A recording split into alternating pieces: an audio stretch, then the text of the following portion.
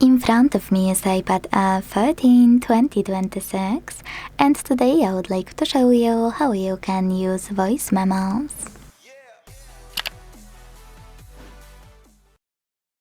All you need to do is open Voice Memos app and tap on the red button at the bottom left corner to start recording. As you can see, recording is on. To pause it or unpause it, use this button at the bottom left corner. When you pause it, you can operate those options at the top right corner.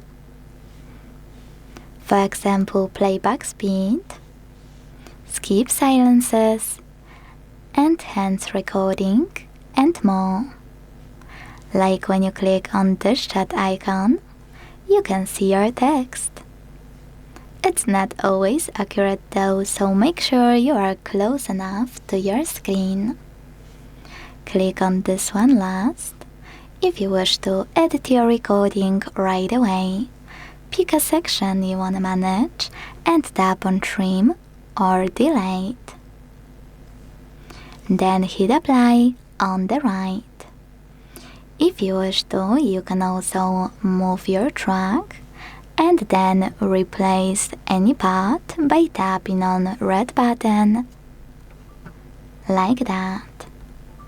When you're done, you can simply swipe it to the end and continue recording normally. If you want to rename it right away, click on New Recording at the top and type in whatever you wish to. Last but not least, hit Done at the bottom right corner. As you can see, my recording was successfully created. To play it, click on it on the left, to select it from the list, and operate those buttons at the bottom.